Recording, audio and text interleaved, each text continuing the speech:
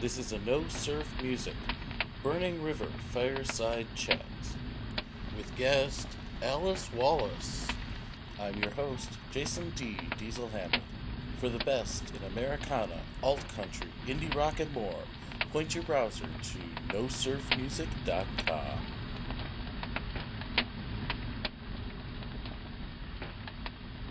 And this is another edition of No Surf Music's Burning River Fireside Chats. Joining me today, we actually have a very special guest because she is not only a No Surf friend, but a longtime No Surf friend. That is Alice Wallace. How you doing, Alice? I'm doing all right. Awesome. And tonight, once again, we are coming to you from the Honky Tonk House Concert Series in Streetsboro, Ohio, where Miss Wallace just played us a few songs, a couple from her previous album, which was called Sweet Madness. Exactly. And a couple, or actually one from her next album, which is coming out very soon, and that is 1,000 Miles from Home. All right. We're going to talk about both of those today and a bunch of other stuff. So, Allie, you are out here from Southern California. This is the furthest east you've ever played, right? That is correct, unless I am forgetting about something. But well, I mean, you did technically play in Florida, but I don't consider Florida part of the United States. Yes, and well, no, I don't agree with that. But that was a trick question. But yeah, obviously I did play in Florida when I was in college and such. But this is the furthest east I've played since becoming a professional, full-time musician with albums for sale and whatnot. Awesome. Well, we're definitely glad to have you here in the Cleveland area. And this was actually not just your only show here in the Cleveland area, but it was one of 3 you've done this week, correct? Yes. I'm too tired to remember what this week well, was. But, yeah. Since you've been in Cleveland, let's start with that. Oh, okay. We're counting tonight as a show. We are, well, I was just saying yes, but... Okay. Yes, I got to Cleveland on Thursday and played a show at the Barking Spider, which went really well. Had a lot of fun. And then earlier today, we were down near Wellington, playing at the Rhythm of Life Festival. First year of a great little festival they're putting on down there, even though it was raining, and we actually had to play the first part of the day, which included my set, indoors at a little bar in Wellington. And then tonight at this Honky Tonk House concert. Okay. And the reason I asked so specifically about your schedule is, I'd like you to mention for all of No Surf's loyal readers and listeners, what time did you get up today? 6:30. Okay. And what time did I get up today? Something like 8? Uh-huh. So, I just want to let you guys know, if we stumble a little occasionally or seem a little extra tired, it is because I got up earlier for this woman than I have gotten up for just about any other human being in my entire life, including my high school teachers. So, we've had a long day, but I really wanted to sit down and talk to you because I love your music to death, and you know that. I cannot count how many people I have told flat out, you have the best singing voice of anybody I've ever written about, covered, even listened to. And I'm talking about, huge name people. You have an amazing voice. It's great talent. Wow. Well, I didn't know you thought it was the best. So that of all the people that I have covered, absolutely. I would say that without reservation. Quite an honor. Thank you. So if you don't know Alice's music and you don't know anything else about her, that's all you need to know. She can sing with the best of them. But you're also, in my mind, a terrific songwriter. And not only on the musical side, but on the lyrical side. So I want to actually talk about a few of your songs, if you don't mind. And just because this is the first time we've ever actually gotten to sit down, we originally met, however, when we were talking about your first album when it came out, and I reviewed it. So since we've never actually gotten to talk about that in person, let's start with a couple songs off of that. And once again, the title of your debut album was Sweet Madness. Yes, it was. So I guess let's talk about that song, the title track first, just real quick. Because I know, and probably very other few people know, that that wasn't the full original title, right, of the song. No, I originally called it Sweet Madness Ride, which is the line that still is in the song. Mm-hmm. When you actually listen to the song, it says Sweet Madness Ride. I kind of shortened it for the album just as on a whim, that I felt like the title just worked a little better as a 2-word title. Mm-hmm.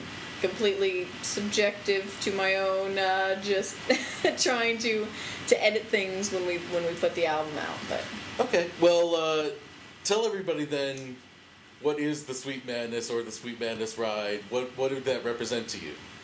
well, really just kind of the roller coaster of life, the ups and downs, and in particular when I wrote that song, it was kind of a down moment in my life and a lot of times when I do have those down moments, I write a song because it, just gives me a cathartic way to express what I'm feeling.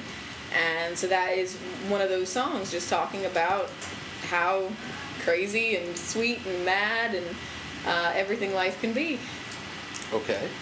And you mentioned that until recently, you weren't really a full-time professional musician. And Correct. you have transitioned, what's it been now? I can't even remember, like It was 6 March. months? Okay. So however many months it's been since March. Well, to April, May, September. June, July, August, September. Seems about 6 months. There we go. About 6 months. So before that, you'd had 9 to 5s and other different jobs the whole time. What made you decide to take that extra leap into this entire madness? Because I know that has to also be a metaphor for your musical career in some ways. So Yeah. why did you decide to do it? I just kind of reached that point where I just said enough is enough. I've always wanted to do music, and I keep denying it and keep trying to have a normal life, and it just doesn't really work for me. And so, I was lucky enough that my parents are very supportive and let me move back in with them to save up some money. So once I felt like I had a little bit of a nest egg to feel like I could strike out on my own as a full-time musician without feeling like I'm going to fail immediately because I'm going to be broke. Once I kind of had that little bit of savings, I just said, okay, this is it. I'm going for it, and I'm just going to see what happens. Okay. And even prior to that, you'd already had the first album out. So what made you decide to, at that time, put the album out? Was it the same kind of idea? Were you planning that the whole time, and then eventually you get rid of the job? Or were you originally just thinking it would still be a sideline? Well, I went back and forth all the time. Mm-hmm. It was... I always wanted to do it full time, but I never knew if I'd really have the guts to do it. So even when I put out the first album, it was with a mind to eventually do it full time. Mm-hmm. I just wasn't sure when or how I'd go about it. So it wasn't until I just decided to go ahead and move back in with my parents, because I do live in California where the cost of living is rather high. So whenever I was paying rent, it just was never really feasible for me to quit my job. And so I couldn't really see a way to make it work. So then I just decided to do it eventually. But yeah, ever since I started writing songs in high school and college, it always seemed like what I wanted to do. I just didn't know how to go about it. So Right. over the years, I went back and forth of what I was going to do, and it just took me a few years to get up the guts to do it. Well, I am very glad that you finally did get that gumption, or whatever you want to call it, because it really would not be as much fun on the Americana music scene these days if it weren't for Alice Wallace, and I have to say that. So thank you very much for making that decision finally. Oh, you're very welcome. But let's talk about some more of those songs on the first album. And actually, let's go with the one that not only leads off the album, but often leads off your live shows as well, which is Always, correct? Correct. Tell us a little bit about that. That was a song I wrote about my boyfriend at the time. And it was really just a song about a new relationship and how you have all these mixed feelings where you want to open yourself up to it, but you're scared to because you've been hurt in the past. And so I sometimes call it a tentative love song, because it's not a full-fledged, you're throwing yourself into it yet. It's like you want to, but you're still, holding back somewhat. Okay. And that is actually kind of a rarity with you, because most of your love song type pieces are actually on the other end of the relationship. Yes. You said, I think, about 8 times in the last few days since I've been at your shows that you write a lot of breakup songs. So without going into too much detail about how those got written and what was behind them, mostly because I already know and I don't want them to, tell us what your favorite breakup song on that album is, or on the new album, and why it actually sticks in your mind. That's a good question. My favorite breakup song. I bet most people don't get asked that. I try to make it spontaneous, you see? No, but just so people know if they haven't heard the albums yet, which I totally have to tell them they need to do. But I mean, I love the way that you craft those songs, because unlike so many other writers, you talk about it very realistically and you hit at the emotional nerve. The song doesn't always sound sad or bitter. The music is sometimes more upbeat or sometimes not. But whatever you're saying, you can tell is something that you're getting the feeling across. Right. So I think you have a real talent for that. Maybe it's not necessarily the best thing for your personal life. Right. I'm getting good at crafting the breakup song, yeah. Indeed. And I mean, I would probably say, and the one that I get the most compliments on from people saying they really feel like they relate to it is my song "Those Fairy Tales," which is on the new album. And with that one, it kind of came partly from personal experience, partly from listening to other people's breakup stories. Actually, I actually tell the first verse from the point of view of someone who is, basically going to be the victim of a breakup, and then the second verse from the point of view of somebody who's going to be doing the breaking up. So you're kind of getting both sides, and then, the chorus in the middle just talks about just the process of watching a relationship sort of crumble and knowing it's happening, but fighting it. Okay. So, you did mention that song is on the new album, and I want to talk about that a little bit, if you don't mind. And what was the title of that one again? It's called 1,000 Miles from Home. Okay, and do you have an exact release date for that yet, or is it? I don't. Okay. Since I am doing the release myself, it's gonna just depend when we get the artwork done. And okay. Do you have a target in mind, or? Yeah, by the end of October. Okay. But it may be a little sooner if we can get it done. Okay. Well, definitely everybody pay attention. You can actually pre-order 1,000 Miles from Home on her website, which we'll make sure you get, but pay attention to No Surf, because we will definitely be talking about it, I'm sure. But tell us a little bit about a few of the songs on there. I mean, I actually just heard it for the first time today. 2.5 times through, I guess, as we were driving around. And without giving away too much, it seems to me in a lot of ways it's a lot like Sweet Madness, but more so. I mean, your country songs seem a little bit twangier. Your bluesy songs seem a little bit bluesier. It's like you took things a little further with all the different influences you have. Is that the same impression you get, or? I think so. I think I'm getting better at honing in on a style and trying to, to craft a song. And so, yeah, I think so. Because obviously my influences are still basically the same.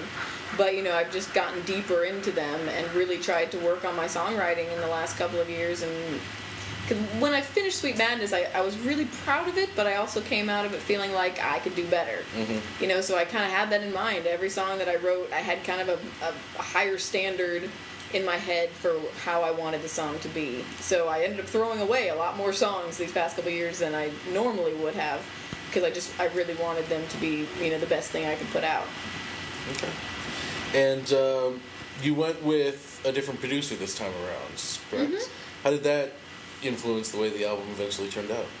I think it definitely influences it. Anytime you work with a producer, they always put their own, ideas and obviously they control, he was a producer and the engineer, so he was controlling, just the very sound that came out of every guitar and every microphone. So, that obviously colors the album a lot. But I had a great time working with this producer in Tustin in Orange County. His name was John O'Brien, and we really meshed well with how the album should sound. Like, he's a young guy, but who is just really passionate and knows a lot about what he's doing, and we had a great time putting it together. I felt like anytime I was like unsure about how something was sounding, he kind of felt the same way, and it just like we really meshed really well. Okay. And what was his name again? I'm sorry. John O'Brien. Okay. And he's out in Southern California as well. He is, yes. Okay.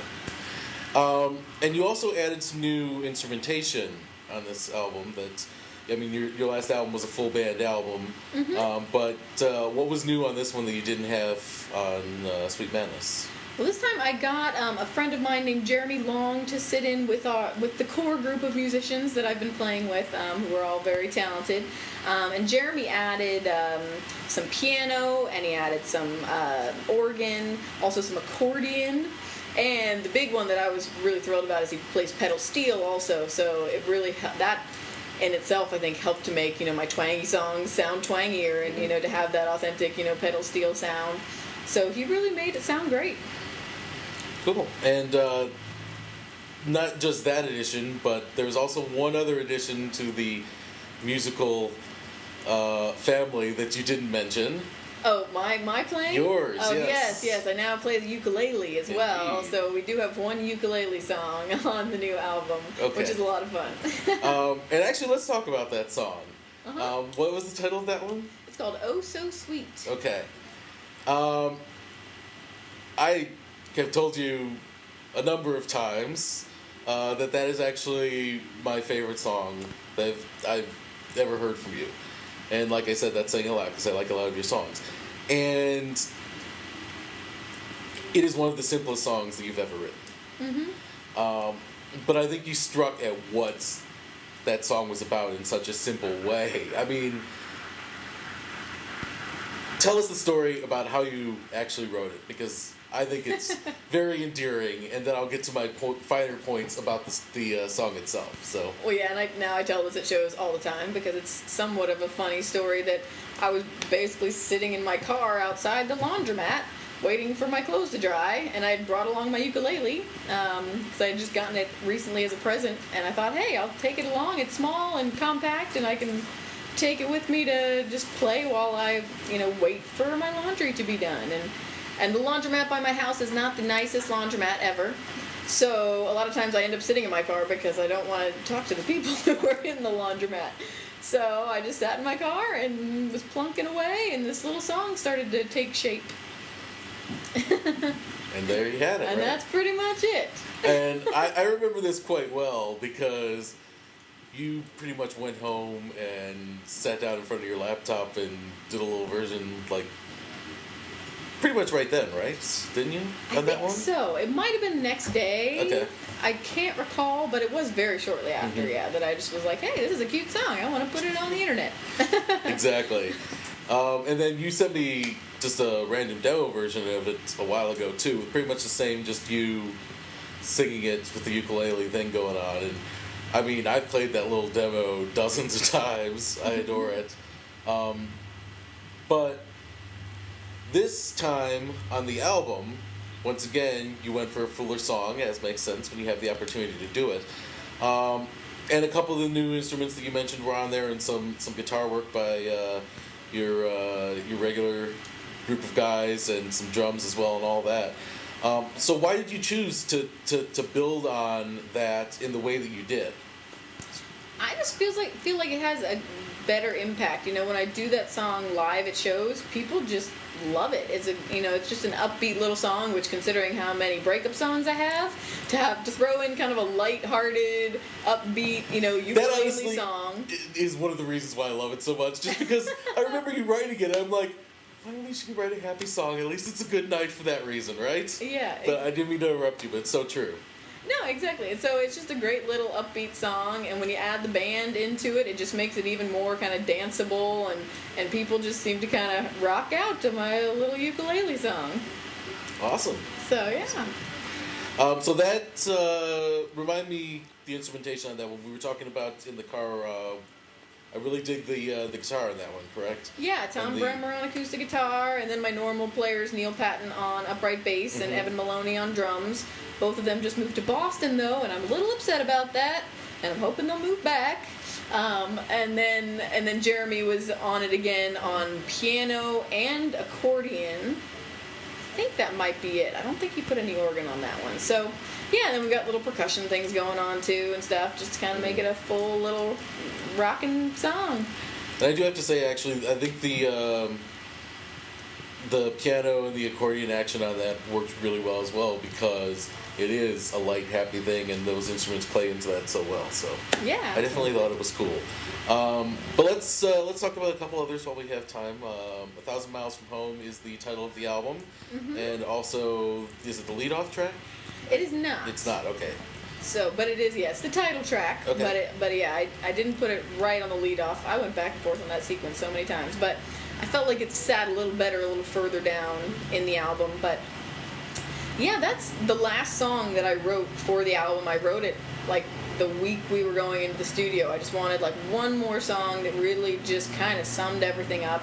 And I had just gotten off the road from my summer tour through a lot of the Southwest, Arizona, New Mexico, Colorado. We went up into Wyoming, so it was like more than a 2-week trip on the road, driving thousands of miles. And I got home, and I felt really good and really at home, you know, being on the road, you know, for the first time, where I just really enjoyed it, and that's what I kind of wanted the theme to be.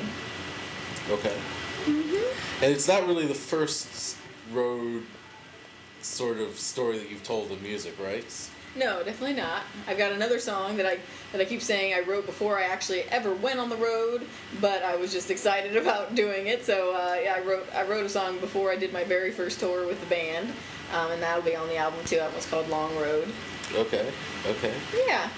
And I guess besides those that we've already talked about, one of the ones that struck me actually more when I heard it live earlier today than when we first listened to the album was yet another song about LA. Yes. On your first album, there was kind of a jokey little song called Strange Town. Is that correct? Yes. And that one was about the shiny plastic people everywhere, if I remember correctly. Yes. That kind of thing. Yeah, and I have the same feeling about LA. I think it is the fakest place on the face of the earth. I think it has everything bad that there is to have and some nice weather. Right. And that's about it. But you went even farther this time into sort of a much darker turn on why LA is not your favorite place. So tell us a little bit about that. Well, yeah, LA is a tough place. And there are things I like about it, certainly. Definitely nice weather, and I've met plenty of nice people, but overall it's a hard place to play music. You know, there are just a ton of, you know, would-be stars, and you know, the venues are tough to play in. They basically require that you bring your own crowd, and usually you have to pay for the people who don't show up, or you pay for them in advance even. Sometimes, you know, the whole pay-to-play thing that people talk about. That's most places in LA. So it's kind of a disheartening place to play music, you know, when you're really trying to make an impact and you feel like it's really just not even scratching the surface there. So yeah, after, you know, having played shows in LA for a few years, and I only do it very occasionally now, just because I do have some fans up there who do want to see me play, you know, once every 6 months or something. Yeah, I finally... When did I write that song? I think it was almost a year ago now, because it has been 2 years since I put out the album, so some of these songs are actually getting on in years. And this one I think I wrote about a year ago, just about... It's called Even LA, and, you know, the line is, even LA won't get me down. And just, you know, just kind of being able to brush it off, but still trying to conquer it in some way and make your mark. Okay, I got it. And definitely when I listened to it, I saw a lot of parallels to the Guy Clark classic, LA Freeway. I think that we all pretty much share sort of the same feelings. And so yours isn't quite the same tone of Fuck You LA as his was, but you can definitely see that it's not your favorite place on earth. Let's leave it at that.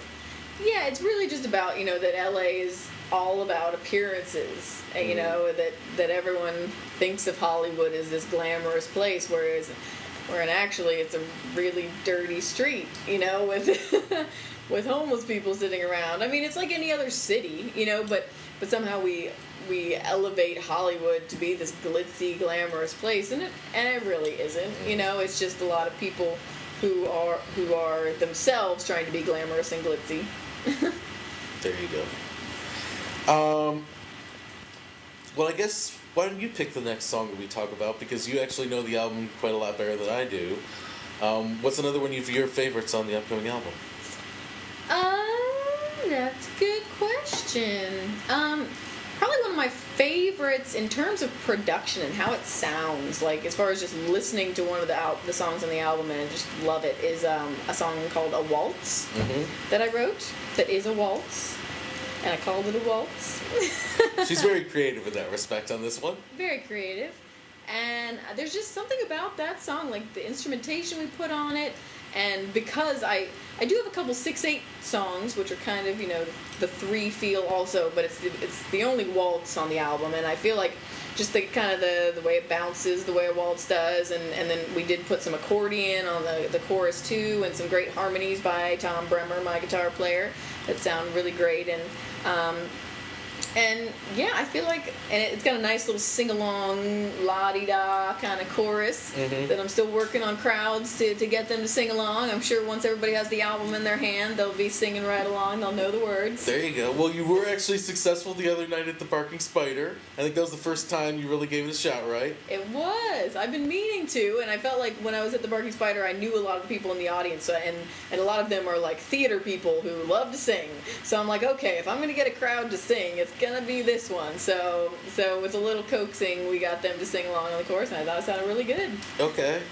Well, since I know that everybody is going to go out there and buy your album as soon as this interview is over, which they should definitely do, pre-order it if it's not out yet. They're eventually going to hear it. But just for the people who may see you in the next couple of weeks, or the people who maybe get stuck under a rock and never actually get to your album or whatever, but they do want to see you at a show, why don't you preview what that chorus is, and that way they'll be prepared the next time they see you to sing along. Well, it goes a little like this. La-di-da, la-di-da-da, la-di-da-da. That's it. Twice. La-di-da, la-di-da-da. There you go. And I'm not sure if I'm in the right key, but that's the general gist. Well, when she's playing it, you'll be able to hit the key. Yeah. But also, I did that because I wanted to cheat, and I wanted to get you to sing, just so everybody knew that when I said at the beginning of the interview that you have an insanely beautiful voice, they would know I wasn't lying to them. Well, that wasn't the best representation, but thank you. But hey, it's still a great voice. Right. Well, thank you. So, what made you actually decide to toy with that idea of kind of having a little sing-along thing? Because it's not really something you've done before. Yeah, and I haven't had very many songs that were sing-alongable before. That's one of the first ones where I wrote where, the chorus is just la-di-da, so everyone can sing that. And I actually was I went on a tour with an artist from Nashville named 8-Ball Aitken, and he does a lot of that in his show. He's really good with engaging the audience and getting them to sing along and clap along and all these things. And I'm like, I should do that. So I'm going to start attempting. We'll see if we can get some people to sing along with an Alice Wallace song. Awesome. Well, everybody, you can hit rewind, play it over again, play it over again, play it over again. But next time you go to an Alice Wallace show, you better know that. Yes. So, do you have any other songs that you feel stand out on the upcoming album that we should mention real quick before we move along? I don't know. It's funny. I feel like this album, almost every song, I really love. Mm-hmm. I almost feel like on Sweet Madness there was a couple that, honestly, like the song Strange Town, I don't really ever play it live anymore, and I think it is because I really tried to craft these songs in such a way that I really love all of them. I feel like I could talk about all of them, but that would take a lot of time. Okay. I'm trying to think of one in particular. Probably the first track is another one of my favorites. It's called If I Knew. And it's really just about the fact that people are such complex beings, and like you really can never know someone, fully, or at least it takes a long time. And it just kind of plays on the fact of, if I knew what I knew now, would I have changed what I did then? So I think it's another song that a lot of people could relate to. Indeed. Well, that's another one that I have had a demo copy of for a while, and it's gotten a lot of play as well. And right. It is definitely very, very cool to listen to it in its full form now. Yeah. And definitely I can guarantee a lot of people out there are going to like it. All right. So, once the album comes out, you have, like you said, been touring a lot more since you sort of took the full-time musician route. You also still play in Orange County in the LA area, as you mentioned, but we did mention this is your furthest east you've played, but you have done a lot of tours out west. So where are you going to go from here once the album's out? What are your tour plans? Do you continue to expand, or are you going back home and doing a lot there, or what? Yeah, I really want to expand. Like the more I tour, the better it gets.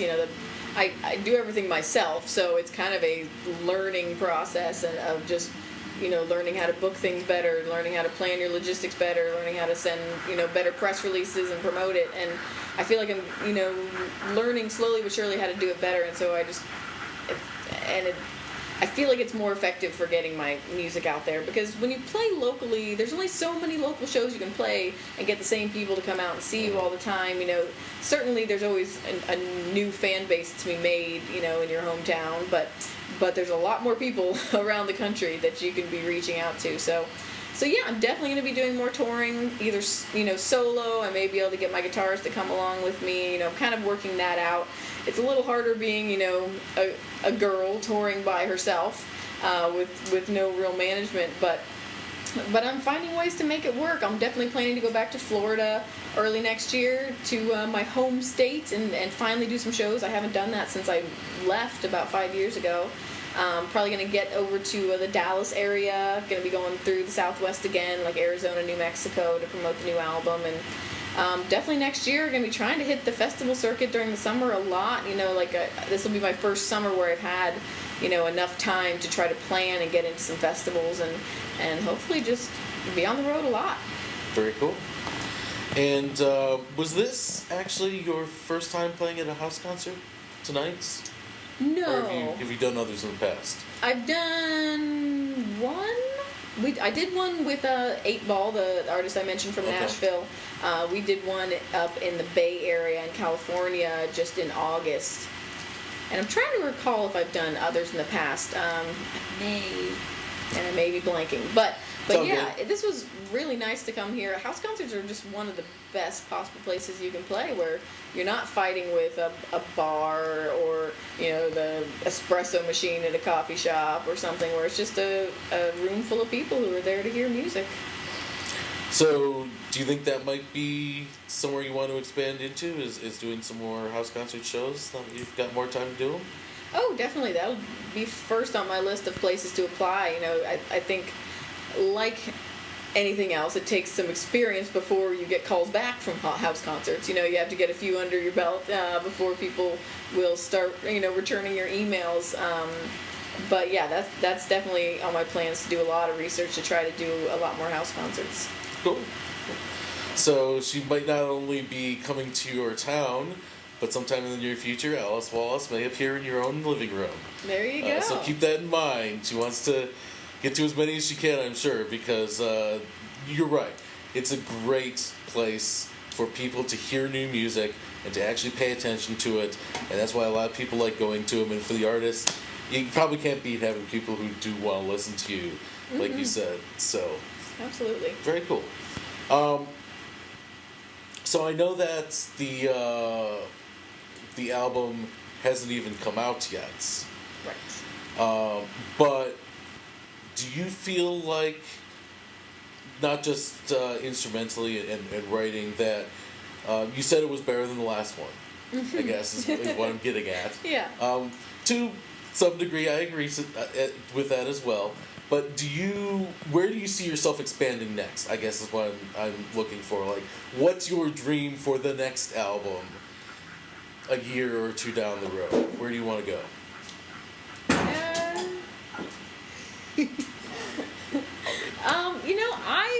I honestly am not sure. I've been so focused on getting this album out, and I haven't, since I wrote 1,000 Miles from Home for the album, I haven't written another song because I've just been so busy trying to promote this one and been just listening to the songs nonstop to edit them, help with the mixing and stuff. Oh, yeah, sure, So, that's why you're listening to it. Unfortunately, I'm not sure. Okay. That's totally fair enough. I mean... Yeah, I really just, my mind is so wrapped up in the current album that I don't know, but hopefully bigger and better as it goes on. I guess that's your goal, is at least to make each one better than the last. Well, I certainly think that's a good goal, but honestly, everything you put out I love, so what the hell. All right.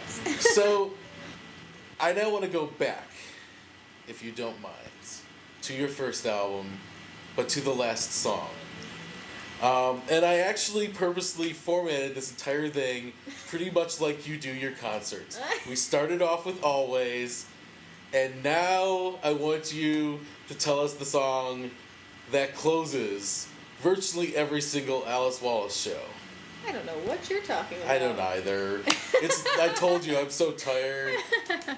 You know exactly what I'm talking about, Miss Wallace. Come on. Yes, I always close my shows with a little bit of yodeling. It's actually a complete misnomer, because there's quite a bit of yodeling in there. I guess so. In fact, there's probably more yodeling than most people have ever heard before in their lifetime. Right. Which says more about people listening to yodeling than the actual amount of yodeling in your song, because it's not a 24-hour song or anything. No. But tell us how you got started yodeling, because most people just don't do that. I know, and... I wish it was a story about me being, infatuated with Swiss Alps or something. But it really just comes down to, when I was a budding singer-songwriter, I listened to a whole lot of Jewel when she came out. She was one of my absolute favorites, and, somebody that I aspired to be like when I was, a teenager sitting in my bedroom writing my first songs. And, so pretty much every other teenager in the 90s who was sitting in her bedroom writing songs, yeah, a little bit typical? I think so, yes. And to be fair, I love Jewel too, so... Yes. But, you know what I'm saying. Yeah, and so I just loved most everything she put out for the first couple of years. And then in college, somebody sent me a recording of her yodeling, which... It's funny because I had listened to a lot of her albums, but I hadn't really read much about her, until later when, you find out she grew up in Alaska and her dad was a musician also who yodeled and taught his kids to yodel. And so she used to do it occasionally at shows, maybe she still does. And I got a recording of her doing this little yodel song, and I was just like, whoa. And I figured, if I was going to be like Jewel, I guess I needed to learn to yodel too. Okay. And it was just something, because nobody does that. So I thought it was just so amazing for a singer-songwriter to just do a crazy yodeling song at the end. And so I really basically stole it from Jewel. But I like to think that I put my own spin on it. Well, that you do, because what makes that song so entertaining is not just... you're playing or you're singing or specifically the yodeling. It's the fact that that song is about you learning how to yodel. Right. It adds this whole other metatextual layer of insanity that I love so much. I mean, that was the moment when I just got to that the very first time when the album was like, I just totally get this girl now. Because it was really like, it's such a beautiful concept. Because like you say, nobody yodels. So if you're going to write a yodeling song, why not write a yodeling song about yodeling? There you go. Exactly. So she does it much more hysterically, I believe, than I did right there. But I don't want to give away too much of the story because it is a great song to listen to. Yes. But I want to actually touch on a couple of your other influences as well. Because you mentioned Jewel and your crazy yodeling song and all of that. But before that, a lot of the music that eventually became your influences came in through your parents. Is that correct? Oh, definitely. Yeah, because my parents were both singers and played guitar and were they are singers, I guess I should phrase. So growing up, there was just a lot of music in the house, and both my parents listened to all sorts of great old music. What really stuck in my mind was like the old Graham Parsons and Emmylou Harris stuff that my dad would put on, and especially because my parents would sing them in duets a lot, and I just loved that sound, that kind of old folky alt country, just great little sing along stuff. So that was a huge influence growing up, and I did get into some like country music when I was in like middle school. Some of the pop country of the previous day. Anyway, you say that kind of derisively, so that's what I was going to ask. But I was like a huge fan of like Dwight Yoakam and stuff like that. That I feel like now that I look back, I'm like, oh well, he was a little more classic sounding, and that was the stuff that I kind of gravitated towards. But yeah, old, folky stuff, and nowadays like Patty Griffin is basically my all-time favorite, and I feel like she draws a lot from the classic folk sound. And it's strange when I play shows, occasionally I'll do cover songs or something like that, but if anybody requests anything that was written in the last 20 years, I'm total blank. Like everything I know is old Dolly Parton, Patsy Cline, and all these great old female singers that I just really idolize, and where I get most of my influence from. Okay. Well, I think that, to me, actually, I always love when you mention Graham Parsons first. Because in a lot of strange ways, I do see his influence a lot in your work. I'm not sure necessarily everybody else would all the time. Right. Because, well, you're a lot girlier than he is sometimes. Oh, for sure. Mostly because he was not a girl. Yes. But it really comes through in that whole feeling of the music that you want to bring about. And that's why I wanted to sort of talk about it, kind of closing things off rather than start off with who are your influences. Right. Because I really do want to say that I hope people have sort of, even if they haven't heard you, figured out a little bit more about what you are about. But just so everybody knows, I really cannot recommend Alice highly enough. As a musician, as a singer-songwriter, definitely both of her albums are worthwhile. Well, thank you. No problem. But before you go, I do have just one last question that I want to ask you. Okay. I know you're looking off to the side because you know it's going to be a weird one, and it is. Because you and I are friends. We talk outside of the whole music thing fairly frequently. And you know that one of the things that I sort of am always looking for when I do my music writing or when I analyze songs or all of this is trying to find out about this thing that, for lack of a better term, I call the artist's soul. Because there are just people who, like you were talking about, are born to do music, or born to do theater, or born to do clay sculptures, or whatever it is, and they cannot picture themselves doing anything else. And those are the only people who really do those things. Because you have to go through a lot to do those things. And there is something that artists have that others don't. You know what I'm saying? Like, you know an artist when you meet them, and that's why all of my favorite people are, in one way or another, artists. So in you, because you've recently gone through this whole transition, starting out a full-time music career, because you couldn't stand to do anything else. What is it that is? What is it in your soul, I guess, for lack of a better term, that you really think makes you feel that way? Well, geez, that's that was quite a long question, I know. But I can't really talk to too many people about it. But because you know how crazy I think, you can answer it, I'm sure. So go ahead and tell the people what you think. Well, I mean, I guess that's like trying to put into words something that is indescribable in a way. But you're an artist. That's your job. Oh, and the crowds are coming. It's all good. But I really am not sure how to answer that, but I just know that everything else I've done doesn't make me happy. I guess it's just that, pursuit of happiness that everybody has, and trying to find that thing that actually gets you there. And when you find something that does, whether it be music or art or clay sculptures, you kind of have to do it, or you're just not going to be happy. And it's hard to resign yourself to that, so eventually you just have to go for it. Okay. I think that's a good answer. That's the best I can do. Hey, I told you. I can't get crazy philosophical with too many other people, so I wanted to take that opportunity because it really is something that I'm trying to hone in on and figure out myself. So, once again, Alice, it's been great having you. Well, thank you for having me. It really has been, and definitely right now you can get Sweet Madness, her debut album.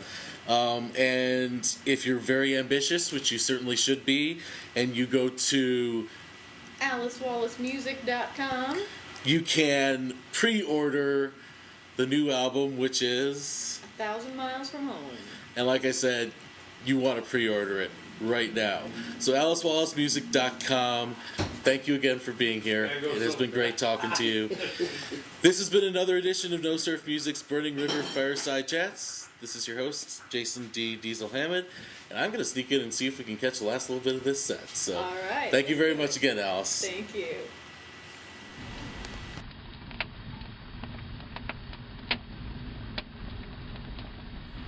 This has been a No Surf Music Burning River Fireside Chat. This is your host, Jason D. Diesel Hammond, signing off. Remember, No Surf Music is your source for the best in Americana, alt country, indie rock, and more. For original reviews and interviews, visit nosurfmusic.com.